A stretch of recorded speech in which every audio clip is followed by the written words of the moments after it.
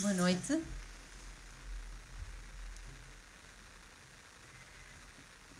Boa noite. Estamos aqui então para a nossa live de hoje, quinta-feira, com uma convidada especial também, a doutora Sandra Camacho. Vamos aguardar que chegue aqui algumas pessoas. Sejam todos bem-vindos. A doutora Sandra Camacho é médica também, trabalha também muito na saúde da mulher com uma visão funcional, integrativa. Vocês vão gostar de a conhecer também, se calhar alguns de vós já a conhecem. E queria-vos também lembrar que nós estamos com as inscrições do programa Tiroid Restart abertas até a domingo, ao final do dia, está bem? E quem quiser, tiver interesse ou tiver alguma dúvida, também pode entrar em contato connosco. Vamos então ver aqui se a doutora já está por aqui.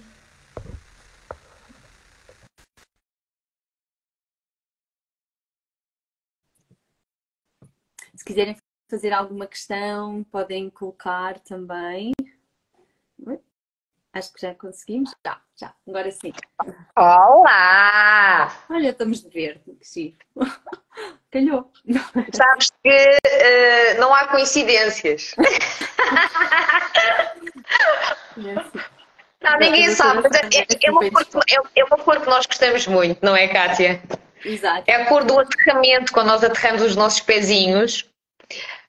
A cor da natureza, a cor da nutrição, quando a gente termina o curso é o verde. O nosso, É? não sei, mas o nosso é a cor que... e é uma cor a cor da medicina é amarelo, mas eu sou muito branca para estar vestida de amarelo. Então, Sandra, obrigada por teres vindo também e agradecer que estás aqui. A Sandra tem esta boa disposição, mas leva sempre as coisas muito a sério, mas também com alguma leveza, que é para realmente, e é assim que eu também acredito que as coisas conseguem, e nós já temos tanta exigência diariamente, tanto stress, que quanto mais nós levarmos as coisas de uma forma séria, mas com alguma leveza, tudo é mais fácil para nós mulheres, que é a área que a doutora Sandra gosta e privilegia. E se calhar podes falar aqui um bocadinho o que é que fazes, para quem não conhece a Sandra. Por acaso, eu privilegio as mulheres, apesar de também gostar muito dos homens. Eu sou mulher, portanto, nós queremos muito o autocuidado, independentemente da nossa profissão. O mais importante é mesmo o autocuidado em ambos os sexos. Então, eu sou médica, sou formada em Santa Maria, tirei uma especialidade de Medicina Física e de Reabilitação. Eu tive uma infância e adolescência ligada ao desporto, ao atletismo, o que me fez gostar muito da parte desportiva. Durante o meu percurso como fisiatra, fiz pós-graduação em Reabilitação Cardíaca e Respiratória, que foi um foco muito importante para mim. Na sequência de todo este programa em que acabei por desenvolver num hospital em Setúbal, reabilitação respiratória, o bichinho foi crescendo e tudo começa quando eu engravido da minha primeira filha e faço análises e venho com anticorpos positivos para a tiroide, o qual o diagnóstico é uma tiroidite Hashimoto e que deve ser vigiada numa consulta de alto risco. Teremos que fazer uma suplementação com Eutirox T4, nunca fazer hormonas ativas, porque não se deve fazer numa gravidez. E daí aproveitei todo o meu conhecimento para entrar nesta área, aprender mais, porque quando nos é dado diagnósticos, nunca se esqueçam de algo. Qualquer médico é um ser humano e também estará sempre do outro lado. E então há que saber diferenciar. Eu, como médica, atuo, e quando estou do outro lado como paciente e como pessoa que sabe o que tem, deveremos também sermos responsáveis pelo nosso próprio tratamento. É super importante. E não estavas a ter respostas com o conhecimento de medicina que tinha até à altura, não é? Até àquela altura não havia essas respostas que procuravas, não é, Sandra?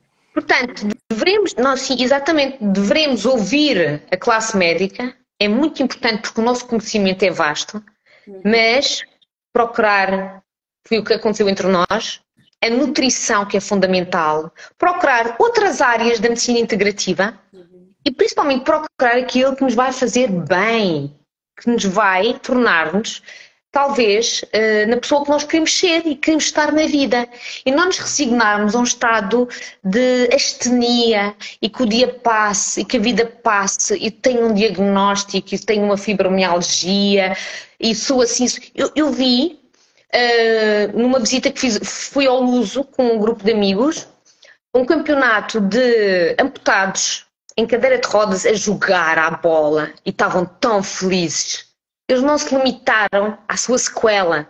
Eu até disse, há muitas pessoas que estão a andar e estão mais doentes do que eles. Exato. E achei lindíssimo.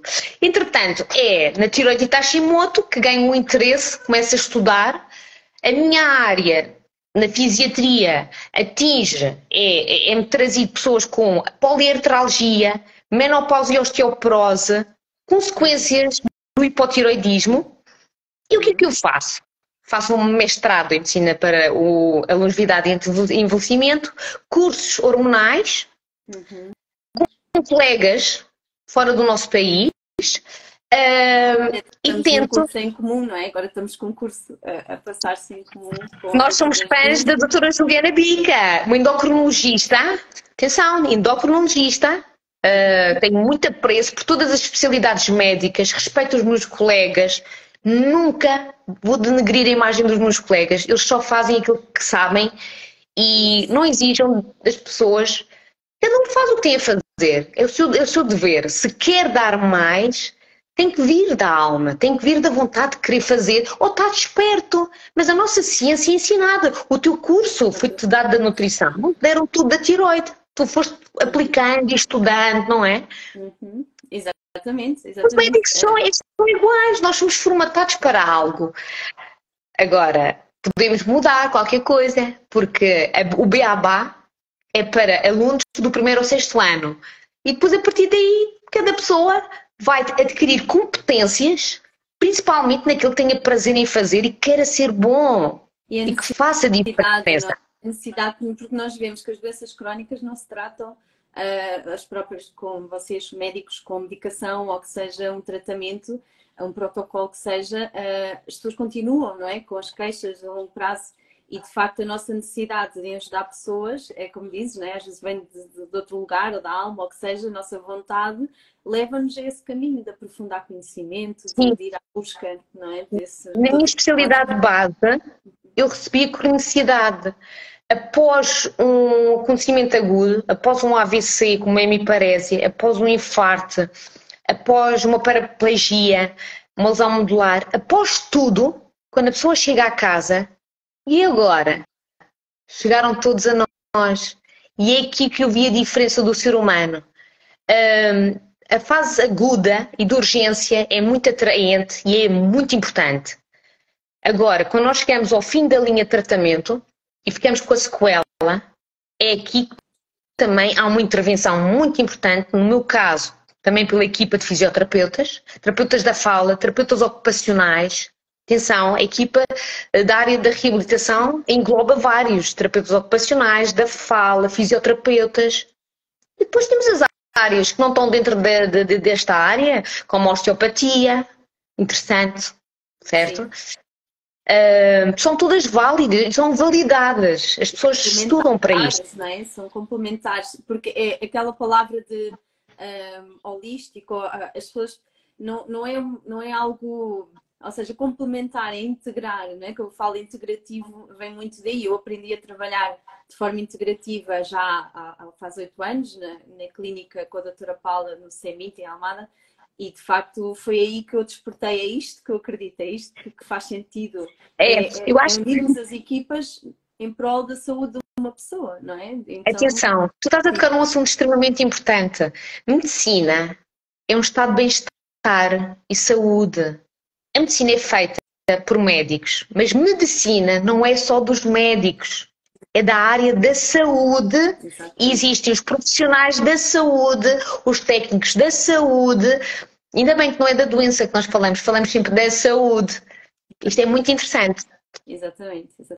Faz toda a diferença, não é? Porque o foco é realmente a saúde, é perceber a causa raiz e ir de encontro o que é que me levou até aqui para corrigir e tratar desde a raiz. Sim. E se for Mas eu vou-te necessário. confessar uma coisa, Kátia. Se eu não fosse médica, eu recorria sempre aos médicos e procurava ajuda em todo o sítio. E como médica eu faço ao contrário. Eu sou médica e eu procuro ajuda em todo o sítio. É super importante nós, como profissionais de saúde, também partilhar, que às vezes as pessoas pensam, nutricionista não precisa se calhar, de um plano diferente.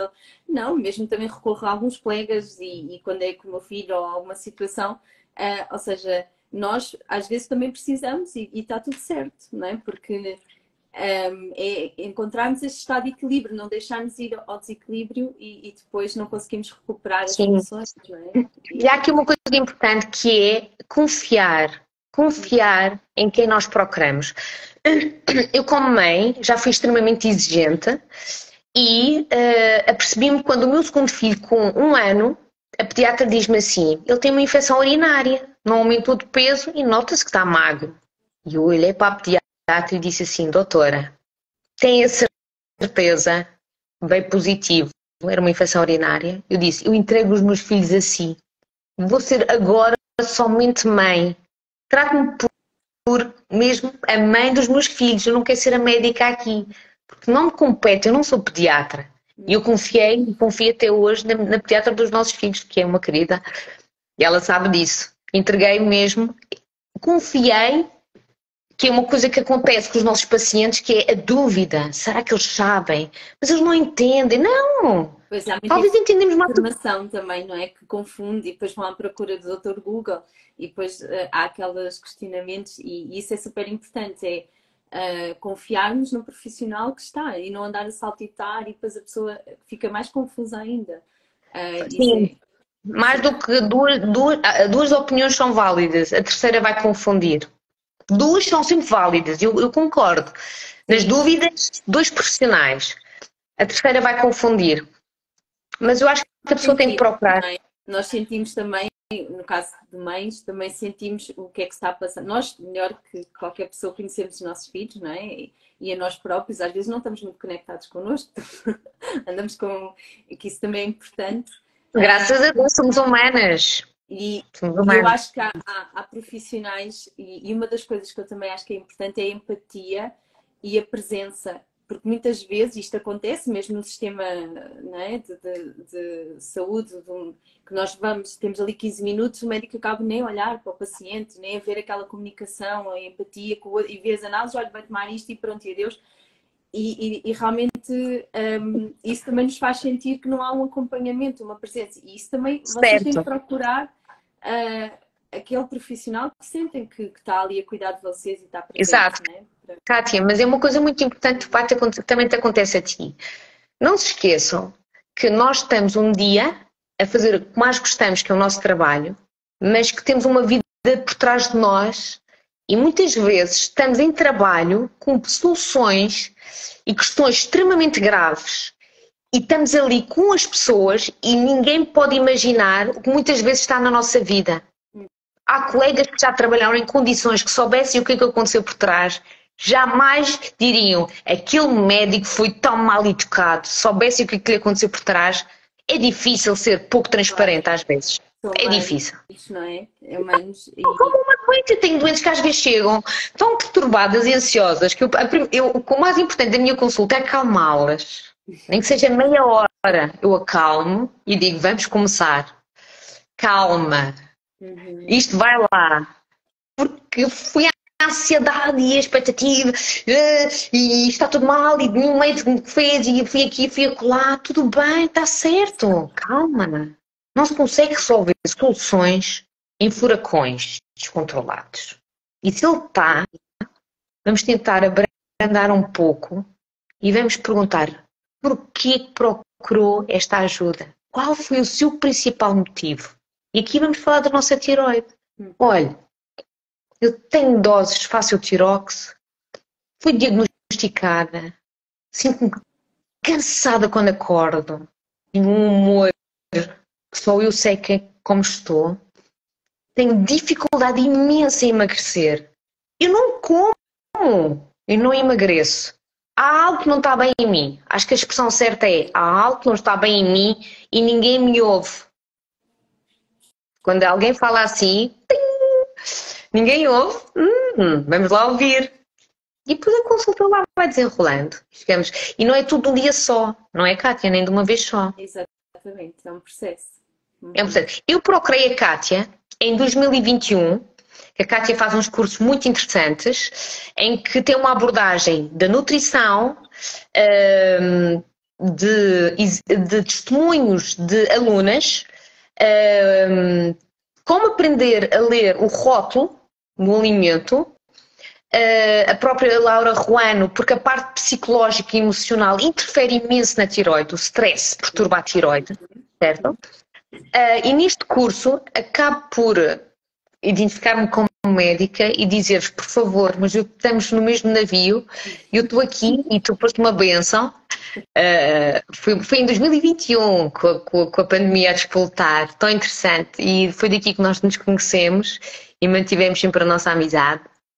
E foi o convite também que trouxe para esta área, porque foi engraçado, Sandra, foi o teu caso, mas depois comecei a observar que o tipo de pessoas que chegavam até mim tinha mais esta questão da tiroide, não é? E comecei a observar também o que eu tinha à minha volta, aquilo que eu me debruçava, os livros e tudo. Eu pensei, por que não direcionar e ajudar estas mulheres também que tanto necessitam, porque ele passou assim de um curso geral para mais focado.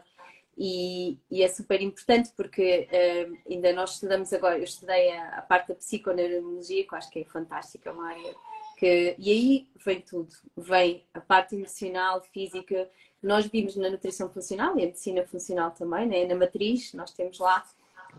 Ou seja, não é nada esotérico, não é nada. Às vezes as pessoas pensam que agora estão a falar de emoções, estão a falar da parte espiritual, até os banhos da floresta que são recomendados, o grounding, tudo isso é uma conexão connosco, é estarmos certo. Cada vez mais Estamos a falar de um tema extremamente relevante, muito importante. Estamos a falar da neuroinflamação, que é aquela parte em que há um esquecimento e névoas. A pessoa não se lembra das coisas. E estamos a falar só da tiroide. Há um eixo, tiroide, cérebro, tiroide, ovário.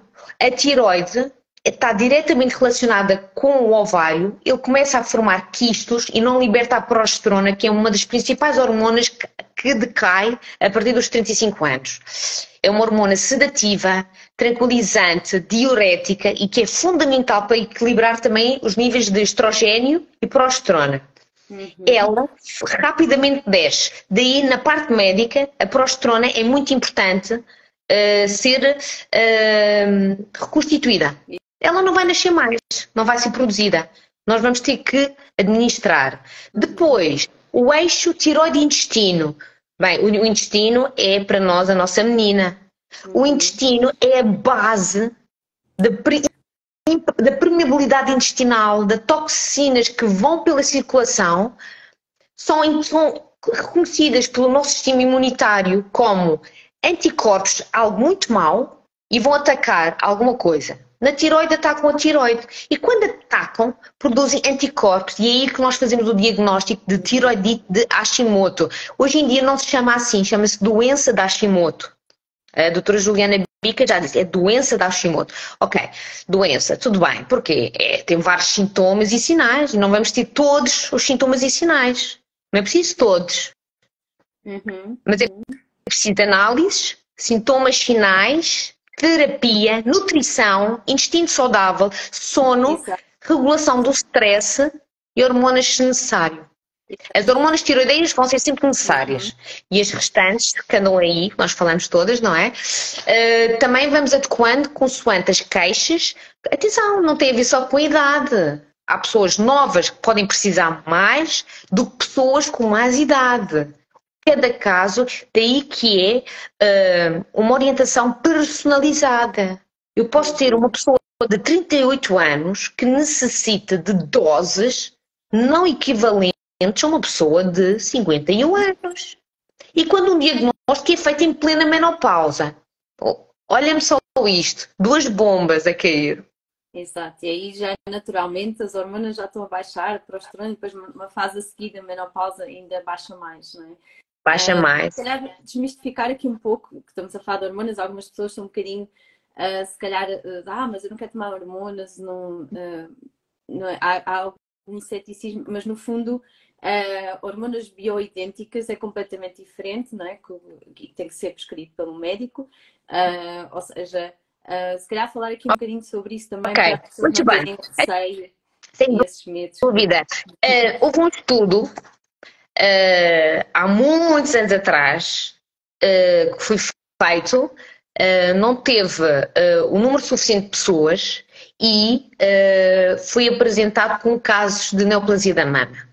Estamos a falar de hormonas da menopausa, reposição hormonal. Foi um estudo e que marcou gravemente a história das hormonas que fazem-nos mal. Sim, as hormonas dadas num corpo inflamado, com uma má nutrição, podem não ser benéficas. Porquê? Porque o nosso fígado, ao metabolizar um estrogênio, vai provocar hormonas estrogénios, que são os xenoestrogénios, que é aí que nos fazem mal. Portanto, as hormonas não podem ser um bicho-papão. Nós perdemos hormonas, daí que envelhecemos. Nós não envelhecemos porque perdemos hormonas. Atenção, nós nascemos com capital no nosso ovário, um capital de ovócitos, pronto. Nasceram. Eles vão se perdendo a cada menstruação. É daí que a mulher vai chegar a uma fase em que não tem mais nada. Os ovários atrofiaram. Acabou-se o ciclo reprodutivo. Portanto, se a progesterona e outras hormonas saem dos ovários, não vamos ter. Não há como, senão repor hormonalmente. Exato. E atenção, eu às vezes digo isto, e eu às vezes digo, até acho que as nossas trisavós, as pessoas de um século atrás devem ter tido câncer da mama e ninguém fazia hormonas. Ninguém fazia hormonas nessa altura. E houve câncer da mama. As origens são outras, não é? A pessoa já está completamente inflamada.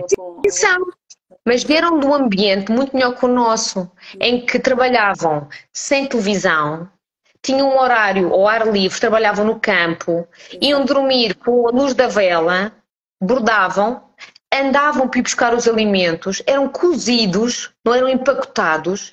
O nível de stress, à exceção dos 7 ou 8 filhos, devia ser menor. E portanto, tinham outro trabalho, era cuidar dos filhos praticamente na altura. É uma cultura fantástica, não é? Cada cultura, temos de nos adequar às nossas culturas. Atenção, nós temos um código genético e ele é muito importante.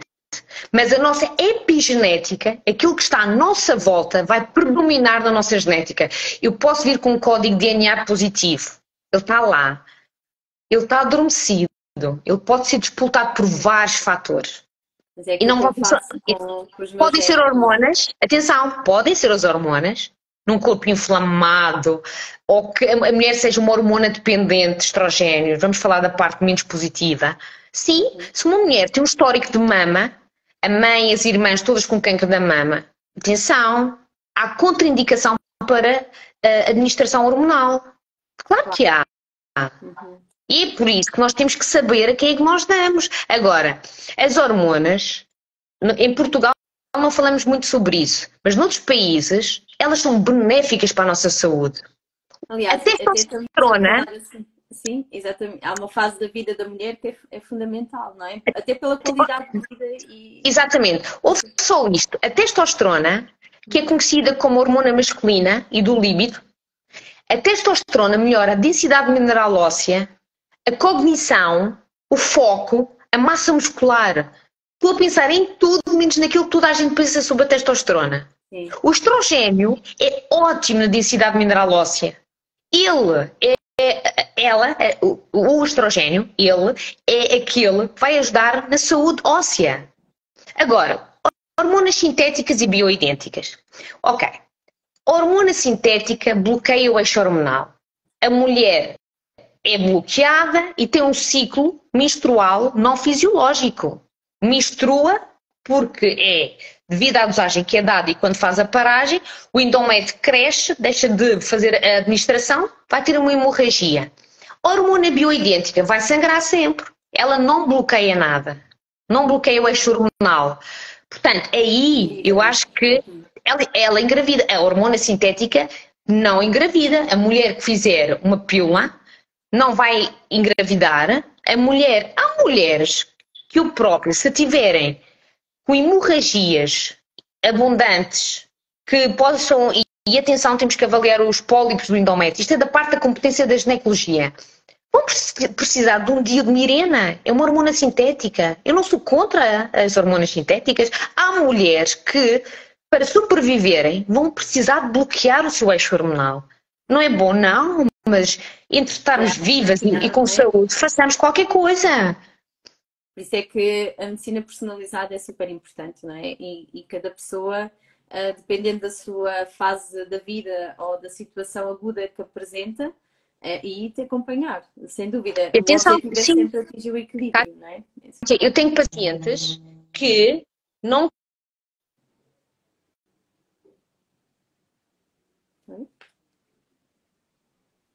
Bloqueou? Ou fui eu que bloqueei? Ai, aqui? Ok. Eu tenho pacientes que estão em menopausa com indicação para reposição... Ai, vou falar aqui de um tema interessante. Reposição hormonal. E dizem, eu não quero fazer hormonas. Qual a diferença aqui? Então vamos falar. Uma coisa é repor hormonas. Só damos hormonas. Uma coisa é modulação hormonal. Para as hormonas atuarem bem, nós temos que modular. Nós temos um terreno com uma árvore, uma macieira, e a hormona é a maçã. O que é que eu faço no meu terreno? Eu ponho um bom intestino, a dormir melhor, a tirar tempo para si, e quando este terreno estiver bem, estás-me a ouvir? Estou. Sim. Quando este terreno estiver bem, a hormona vai atuar excelentemente. E então, aí é a grande diferença. Está bem? Há processos que falaste, Sandra, e é importante também começar por aí, não é? E é assim que também trabalhamos o estilo de vida, não é? Porque há coisas que estão tão disfuncionais que às vezes só mudanças no sono ou andar descalço na relva, por exemplo, vai equilibrar algumas hormonas, a pessoa vai se equilibrar e se calhar já não há necessidade de tanta mudança. Mas às vezes... Lembra-te aquela...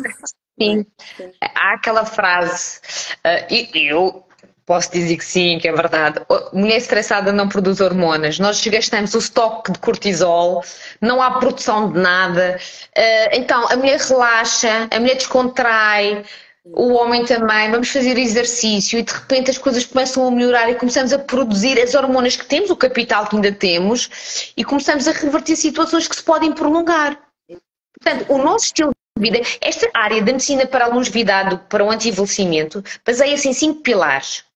Sono, intestino, nutrição, suplementação. Muitas vezes a tiroide só precisa de selênio, zinco, coenzima Q10 e ferro. E ela começa a atuar. Às vezes a pessoa não tem patologia da tiroide, mas está com sintomas da tiroide, como cabelo a cair, cansaço, fadiga, a pele, o edema aqui, o edema aqui de manhã, o humor deprimido, não é? O intestino está preso, não evacuam. Isto, nós alteramos isto tudo com uma boa suplementação e que podem ir à farmácia comprar. Portanto, esta área tem de tudo. A parte económica nem vou tocar nesse valor, porque eu acho que se há um bom investimento na vida é na saúde. É na nossa saúde, sem dúvida. A nossa saúde, sim, merecemos gastar dinheiro. E só por nascermos mulheres somos caras. Somos caras. Ouçam, nós somos muito caras. Homens, se estão presentes nesta live, mulher é cara mesmo.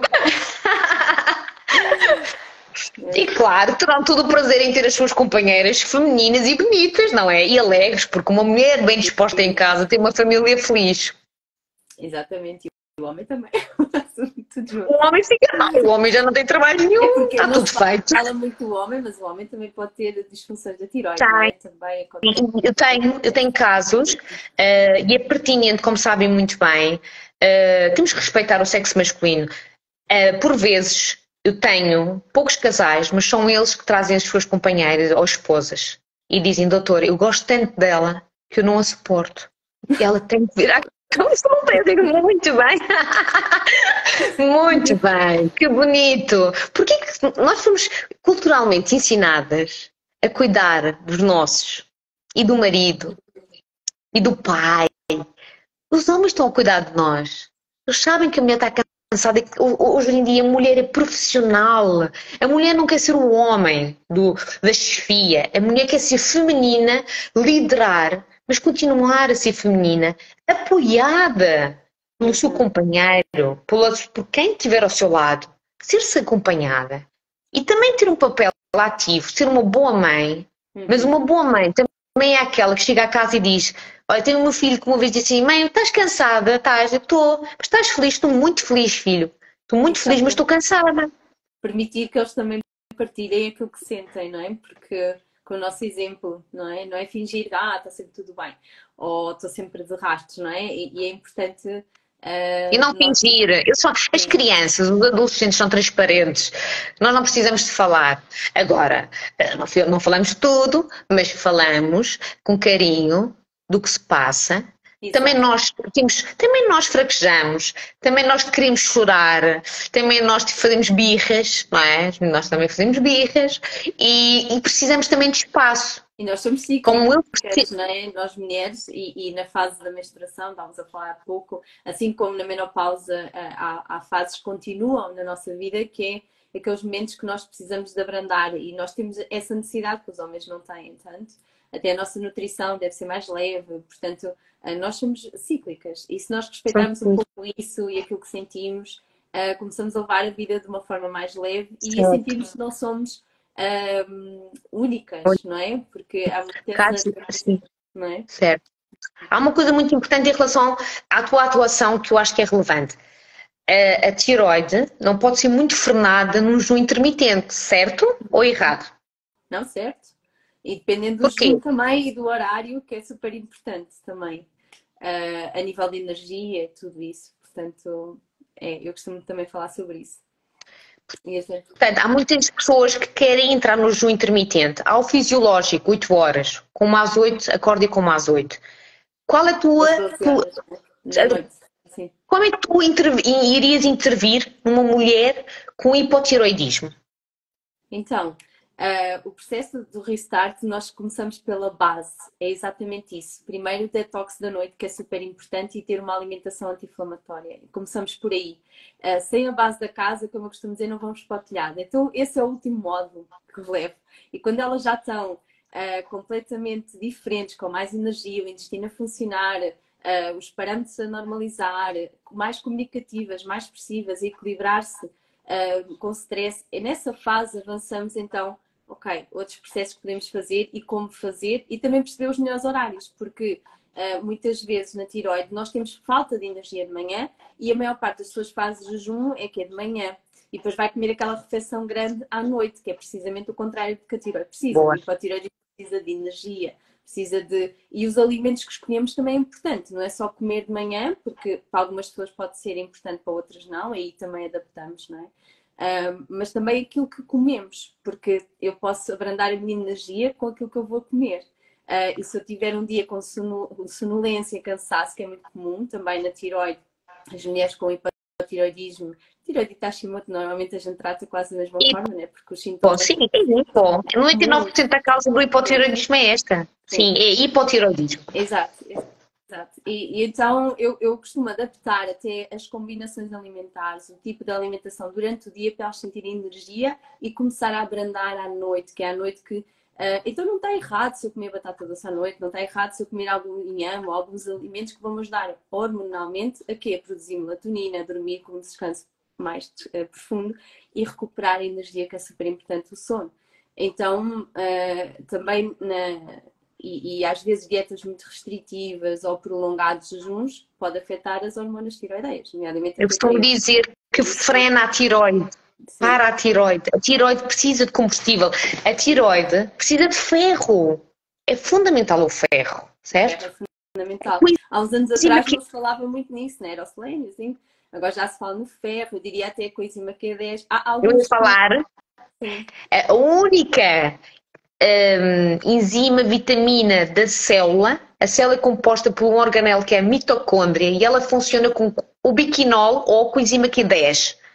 Ela é a fonte, é o café que a pessoa toma de manhã para a célula. A coenzima Q10 é um excelente energético, é a gasolina da célula.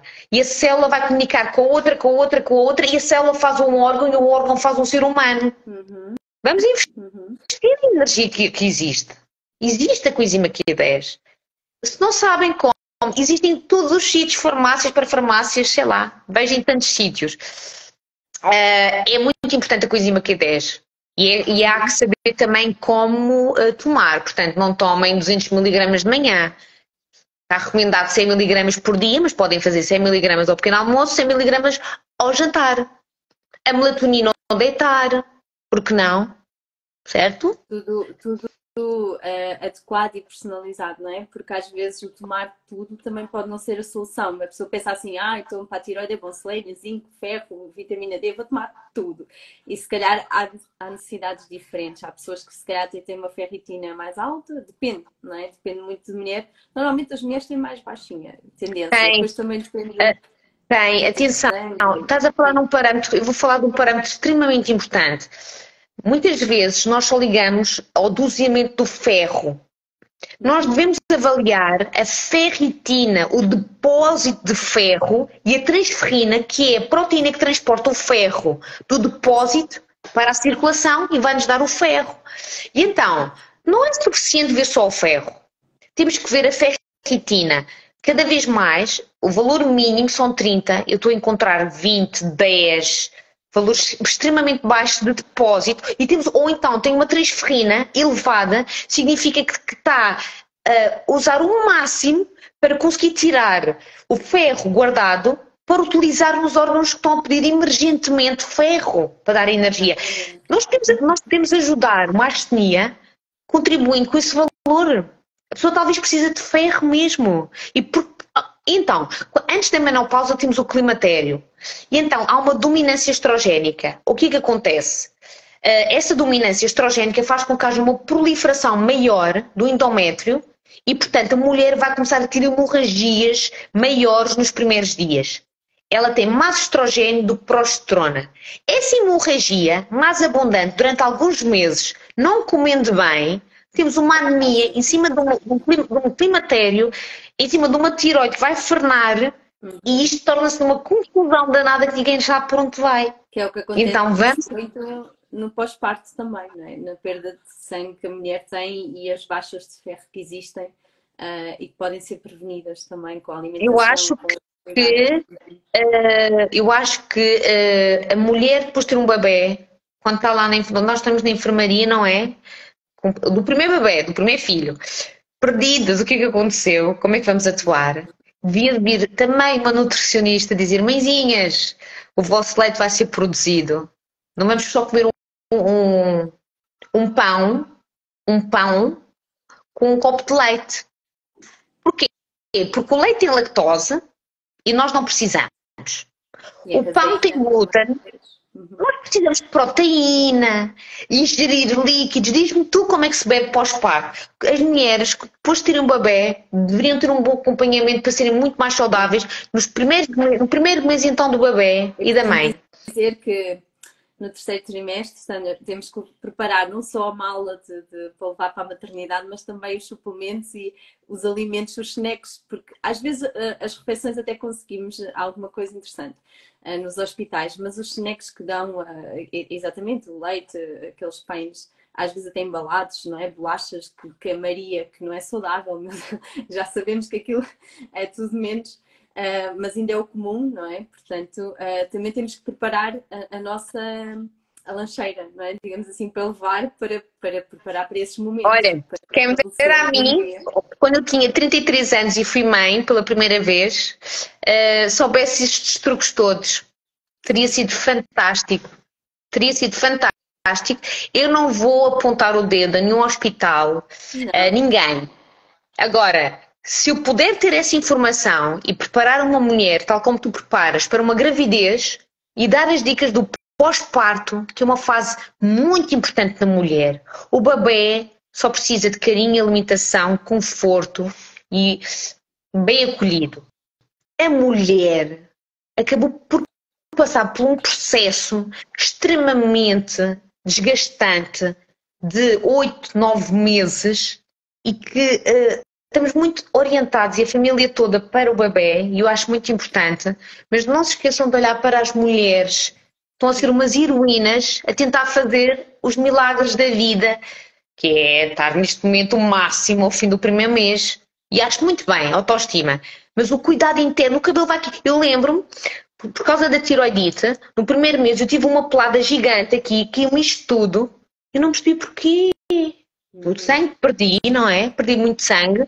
Deixei de fazer o Eutirox, esqueci de fazer, ou não, já não me lembro, ou não me mandaram continuar o Eutirox, porque é preciso para o bebê. O bebê tem que fazer, durante a nossa gravidez, o embrião tem que receber o T4. É fundamental porque pode ser acometido durante uma gravidez, é uma vigilância.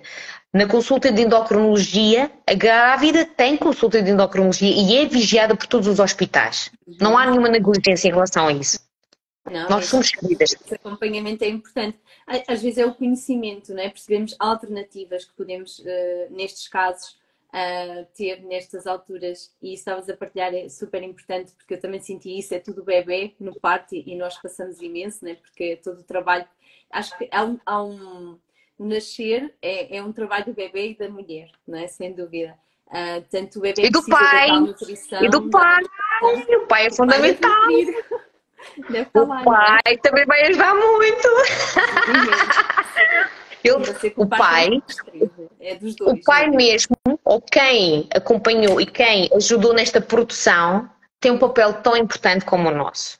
Fizeram parte do milagre, não é? Nós fazemos milagres. E nós também muitas vezes podemos afastar quem está connosco e temos que aproximar e dizer antes, durante a gravidez. Eu lembro-me que disse ao meu marido: se eu começar a ficar assim muito diferente, por favor, orienta-me e dá-me sinais, porque eu posso, por acaso correu, até consegui estar consciente, mas podemos estar completamente abstraídas e ninguém nos vai entender, porque nós estamos focadas para o nosso querido bebê que está no nosso colo. Há aqui uma coisa muito importante que ainda não tocamos, Kátia. Vamos falar do sistema imunitário e da vitamina D.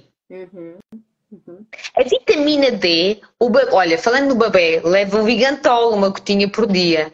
Nós também precisávamos de fazer muita vitamina D. É importante para o sistema imunitário. O sistema imunitário funciona muito bem com a grande hormona da modulação do sistema imunitário, que é a vitamina D. Temos sol, é maravilhoso. Eu trabalho num gabinete e não apanho sol. Teríamos que apanhar 15 minutos todos os dias do ano numa superfície e fora do horário negativo. Portanto, entre as 9 e um quarto para as 11 no máximo, não é? Horário de bebê, todos os dias. Não temos vida para isso. Portanto, temos que suplementar com vitamina D. Não há hipótese.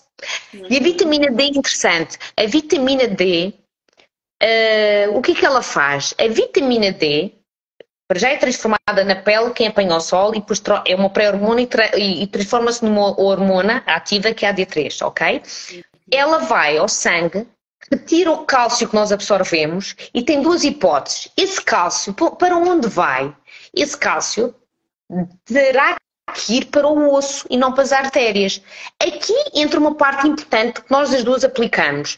É preciso associar a vitamina K2. Porquê? Porque é ela o transportador do cálcio para dentro do osso para mineralizar o osso e não ir para a artéria e formar placas de ateroma. Ok? Atenção, vitamina K é potássio.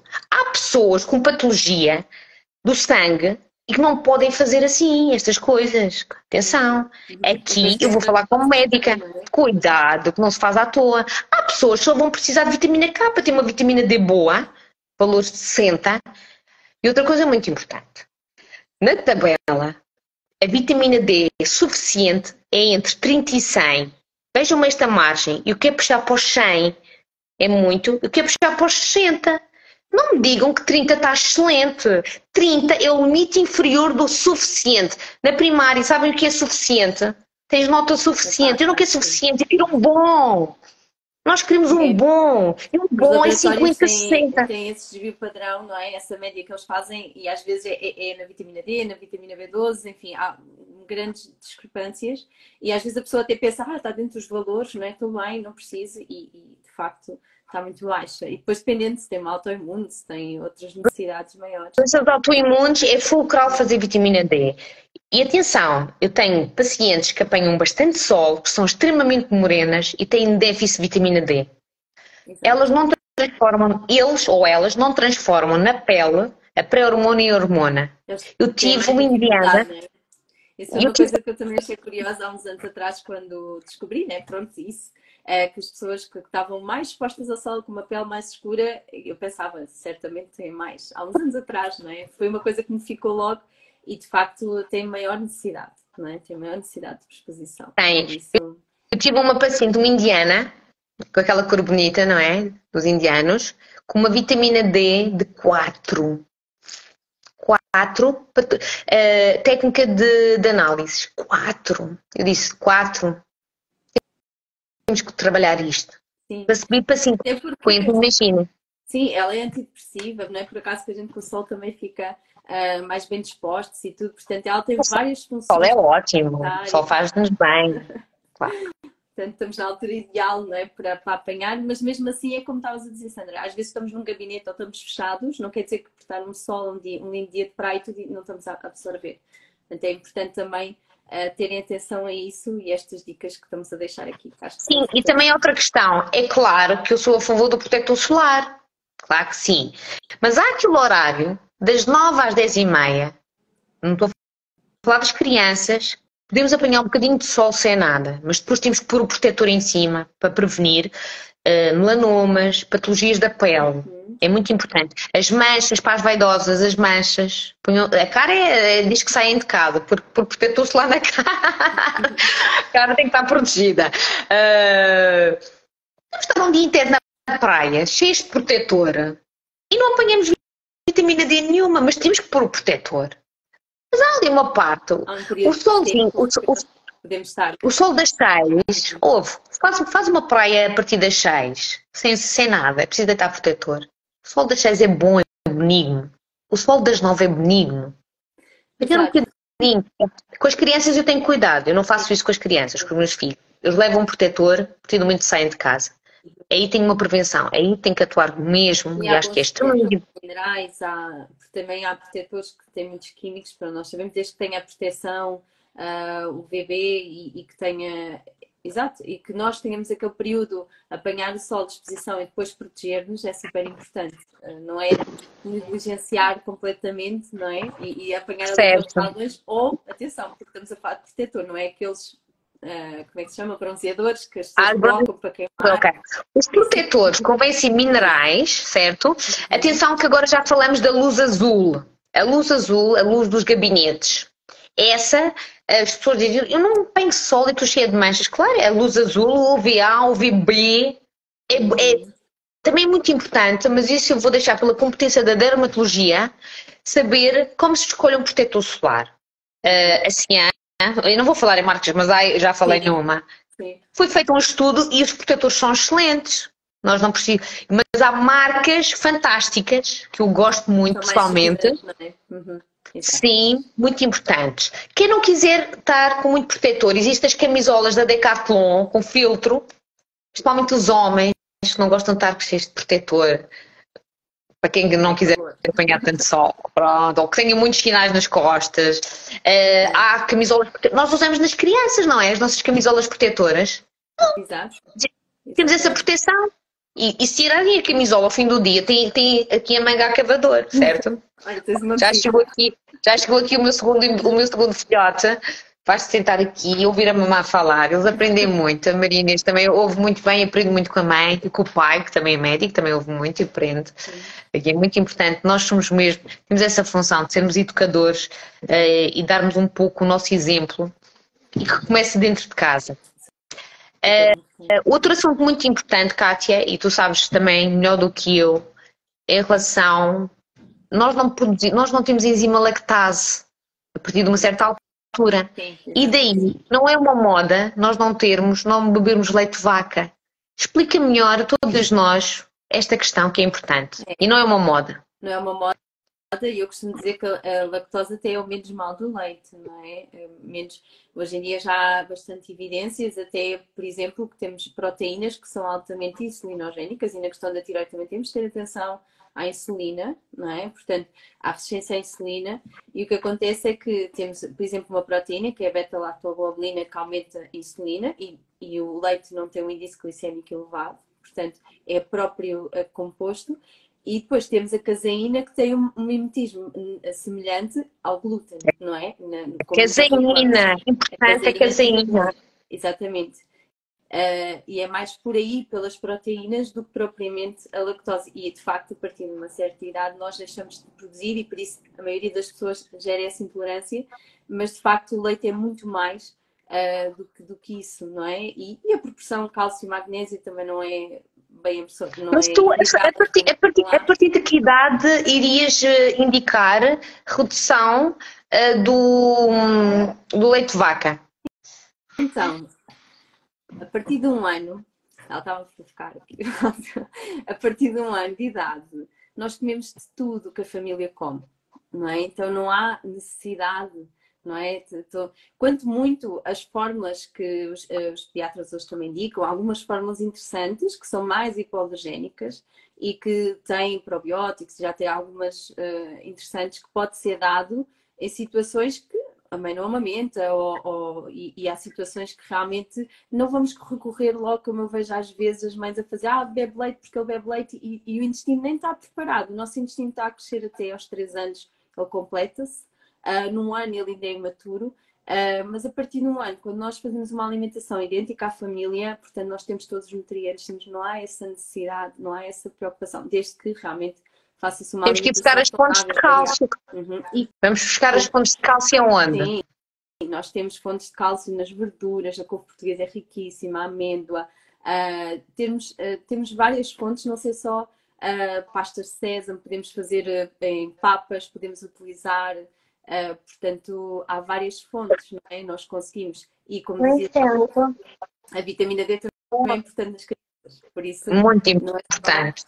Não é só o cálcio, não é? E irmos buscar. Porque a vitamina D que vai fazer absorver o cálcio, não é? Sim, sim, e é como eu estava a dizer, há situações que, ou porque a criança não consome o tipo de alimento, e a mãe fica preocupada, pode ser utilizado melhor uma fórmula adaptada, já comprovada e que um pediatra até recomende que seja segura, e posso até fazer, em vez de leite, posso usar essa fórmula com a papinha, com coisas que eu posso fazer com os meus. Posso fazer uma papa com aveia, com fruta, não necessariamente aquelas papas de compra, não é? Que aquilo está cheio de açúcares e os açúcares processados. E eu tinha mais receio disso do que propriamente substituir o leite, porque no fundo acaba por não ser substituído, nós acabamos por ir buscar aos outros alimentos e quanto muito optar por os fermentados, não é? Os iogurtes naturais sempre têm algumas bactérias interessantes para as crianças, e iogurte de cabra, que é menos alergénico. Portanto, há outras formas de chegar a outras opções menos nocivas, não é? Mas aqui na questão da tiroide. Até atenção, agora porque falaste nisso, Sandra, a soja, atenção, há estudos, não são assim evidências, mas há estudos de pessoas que consomem leite de soja todos os dias e afeta a tiroide. Então, ela acaba por ter aqui um disruptor, não é? Acaba por trazer aqui um efeito, porque ela tem fitoestrogénios, não é? Portanto, vai atuar aqui de alguma forma. Quantas mulheres consomem isoflavonas de soja? Quantas mulheres? Principalmente aqui nas questões da tiroide, ter atenção a isso, fazerem uma avaliação. E há outras fontes, outros alimentos super interessantes. Alimentos, né? Alimentos. Mas também nós temos as bebidas de leite, as bebidas vegetais, né? Vegetais. A minha favorita é a de coco, tem um sabor delicioso, mas sem açúcar, atenção. O que é que tu preconizas? Assim, as bebidas não pode ser comparado com o leite porque elas não têm cálcio. A da amêndoa tem, não é? A da amêndoa. Se nós optarmos por outras, ou então enriquecidas, porque também há as enriquecidas, não é? Aí temos de ter atenção a exatamente isso, aos açúcares, aos óleos vegetais que muitas vezes adicionam, não é? Então aí ter atenção, sim. E, portanto, há uma série de coisas que nós podemos fazer. De tudo isto, o que é mais difícil e que é radical é o açúcar. O açúcar é o alimento do cancro. É a nossa apetência para o doce. Imaginem lá, nós até apetecemos tudo aquilo que nos faz tanto mal é o açúcar, porque provoca oxidação celular. E o trigo. Resistência à insulina, glicoses aumentadas, picos de hiperglicemia, ataques vorazes. Açúcar houve aqui um colega meu que fez um post entre açúcar, falou sobre o açúcar, o glúten e o álcool. Ele disse logo, açúcar. É difícil moderar o álcool, glúten, auxilia que é intolerante total, nada de glúten. O trigo é mau. Trigo, as pessoas falam no glúten, vamos falar do trigo. Sim, exatamente. Olha, então